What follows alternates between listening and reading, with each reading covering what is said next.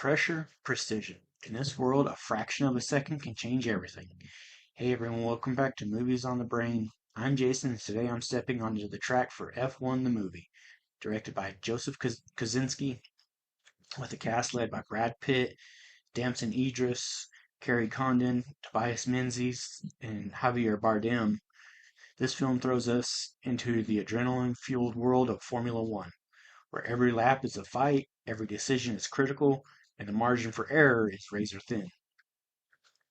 Helmet on, engine ready. Let's hit the gas and talk about it. F1 the movie opened in theaters on June 27th, 2025 with a budget ranging from $200 million to $300 million. As of July 17th, it has earned $146.8 million domestically and $287.8 million internationally, making a worldwide total of $434.5 million.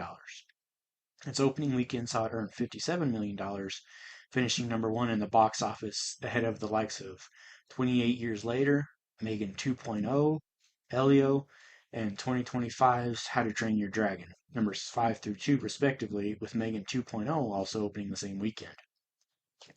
The week of July 11th through the 17th, which as of recording this video is its most recent week of it being in theaters, saw it earn $13 million, finishing in the box office at number 3. Aging American race car driver Sonny Hayes refuses to retire, living out of his van and never staying in one place for long. Although he raced in Formula One for Team Lotus in the 1990s, severe injuries from a crash at the 1993 Spanish Grand Prix at Jerez ended his Formula One career. He became a gambling addict and now bounces from competition to competition. After he wins the 24 Hours of Daytona, his Lotus teammate Ruben Cervantes, who owns the APXGP F1 team, offers him a test drive as Apex's second driver is out for the season. Cervantes discloses that his investors will fire him unless Apex wins a race that year. With 9 races left, Cervantes chooses Hayes to save his job. Hayes reluctantly agrees, as Apex is stuck at the bottom of the standings. At the test drive at Silverstone, Hayes meets team principal Casper Smolinski, technical director Kate McKenna, and talented rookie driver Joshua Pierce. Pierce is cocky, but he worries that if Cervantes is fired, he will be fired too. He believes that to survive, he must impress the grid by crushing any teammates Cervantes hires for him. Hayes has trouble adjusting to modern F1 machinery, but begins figuring out the car. He pushes too hard and crashes, but Smolinski recognizes his skill and lets him drive full time.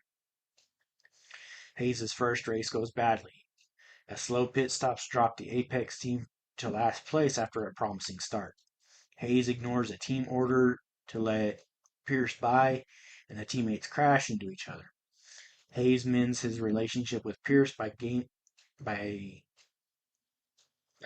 F1 rules. By intentionally crashing into other drivers to force safety car periods, he helps Pierce catch up to faster cars and scores the first point for the team. Pierce adopts some of Hayes' old school training methods, and Hayes emulates Pierce's work in the racing simulator. Apex becomes a solid midfield team after Hayes persuades McKenna to overhaul the car so that it can race more closely in the corners. The team gets its first chance at a win during a rainstorm at the Italian Grand Prix at Monza. Hayes encourages Pierce to stay out on slick tires, which risks aquaplaning, but vaults Pierce to second place. However, Pierce impatiently ignores Hayes' advice to wait for a safe straight before overtaking Max Verstappen. Pierce crashes at the Parabolica and misses the next several races due to injury, during which Hayes progressively improves his finishes on the leaderboard in Pierce's absence. Pierce resolves to crush Hayes on the track when he returns. In his comeback race, Pierce's aggressive driving eliminates Hayes, infuriating him. With 2 races left, McKenna arranges a poker game where the winner decides who gets favorable treatment at the Las Vegas Grand Prix. Pierce wins, but after he leaves, Hayes reveals he let Pierce win. Impressed, McKenna takes Hayes to her room and they spend the night together. However, they are interrupted by an announcement that, according to a whistleblower, McKenna illegally designed her upgrades with outside help. McKenna denies wrongdoing, but the FIA regulations force her to remove the upgrades. A frustrated Hayes gets road rage during the race and crashes. While Hayes recovers in the hospital, Cervantes learns that Hayes' 1990s injuries have permanently impaired his ability to drive and fires him for his own safety. Apex board member Peter Banning reveals to Hayes that he faked the whistleblower complaint so that he could fire Cervantes for underperformance and sell the team. He offers to make Hayes the team principal if the sale goes through. Before the season-ending Abu Dhabi Grand Prix, Pierce admits that Hayes did not cause his crash in Italy and resolves to be more responsible on track. Hayes declines Banning's offer and talks Cervantes into giving him one last race. The FIA exonerates McKenna and restores her upgrades. During the race, a lucky red flag after Hayes collides with George Russell and good teamwork against Charles Leclerc leaves Pierce and Hayes in third and fourth.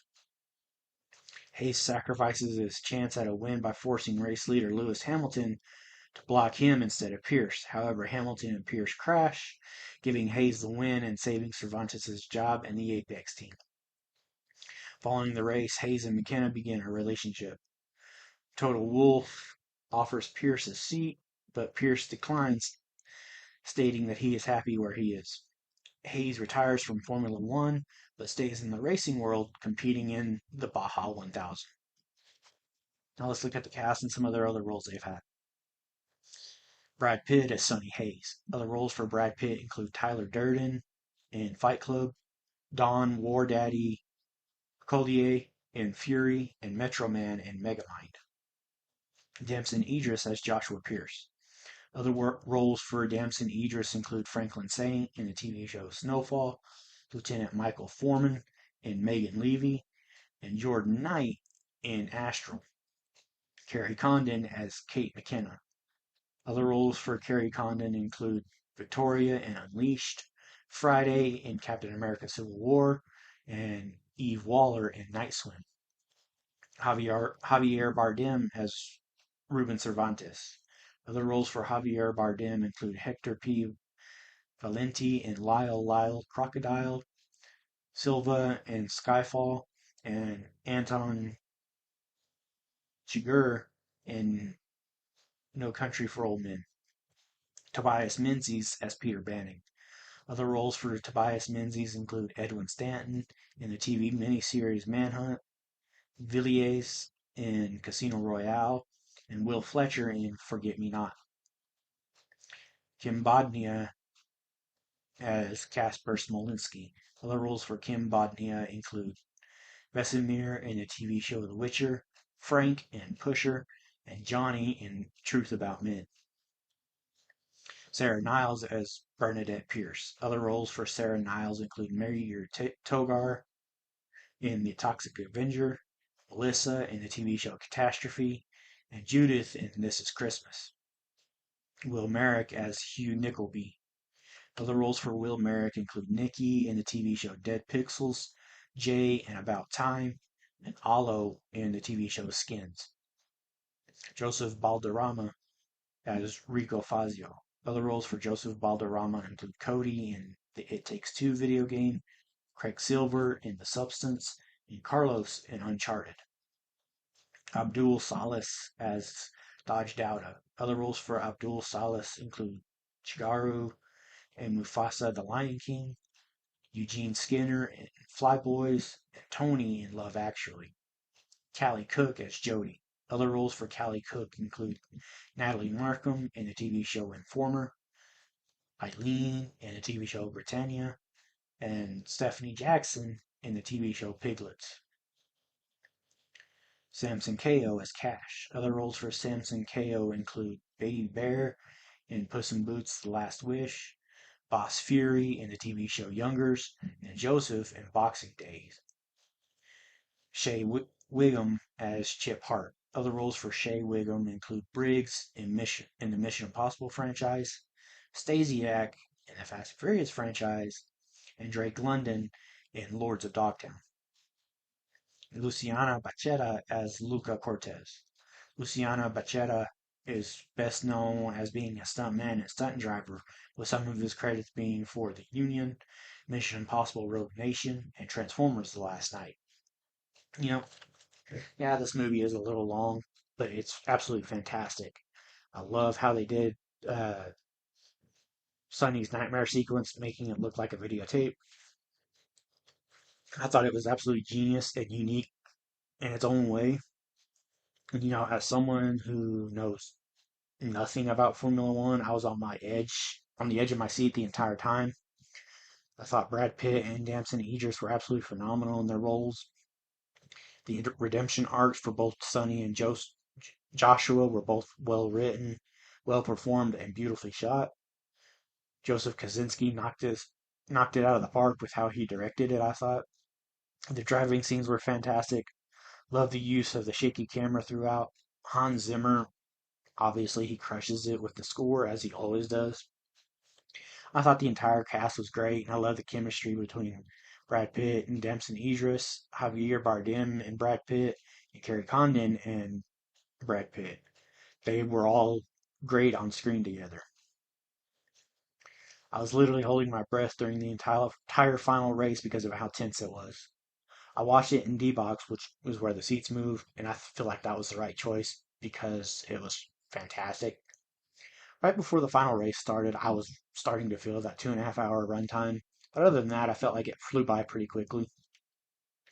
I can definitely recommend checking this out on the biggest screen possible.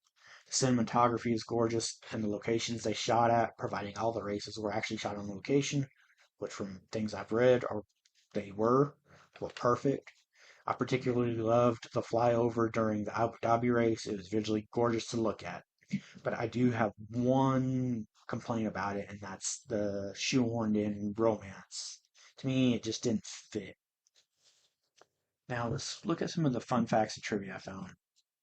Filming took place during various Grand Prix weekends during the 2023 and 2024 seasons. During the weekend of the British Grand Prix in July 2024 at Silverstone, UK, a garage was set up for the fictional Formula One team, and this garage was set up between the garages of the Mercedes and Ferrari teams. This garage was used to film various scenes alongside a pit wall setup where characters would direct a fictional race from this setup was also used in various European rounds of the F1 season. Brad Pitt was paid $30 million, the biggest salary of his career. The car made for fictional F1 team Apex was an F2 car with F1 fittings. It was made under the supervision of Mercedes. The song used in the trailer, "The Chain" by Fleetwood Mac, is synonymous with Formula One, having been used by the BBC for their coverage of the sport since 1978. Joseph Kosinski said they had over 5,000 hours of footage and had almost 2 years to edit because of the strikes, which allowed them time to get it right. And that's a wrap on my thoughts of F1 the movie, a film that captures the rush of competition, the weight of legacy, and the razor edge tension of a sport where everything moves at 200 miles per hour. It's not just about speed, it's about control, instinct, and what it takes to stay ahead of the curve. Thanks for watching Movies on the Brain. I'm Jason, and I'll see you next time, where the pace might change, but the passion never does.